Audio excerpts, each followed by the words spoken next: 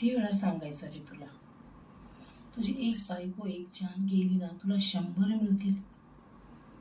हा, तुझी एक जानू गेली ना तुला 100 जानू मिळतील, पण एक आई गेली ना तुला ती कधीच मिळणार नाही परत.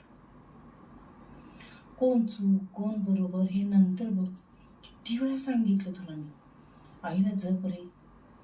तिच्या एवढं कोणी करतं, कोणीच करत नाही. ती खूप प्रेम करते रे तुमच्याबरोबर. तुम्ही जाऊन पहिल्यांदा ना दोघं सुद्धा आईला माफी मागा. किती वेळा सांगितलं मी तुला, नको असं बोलत जाऊ.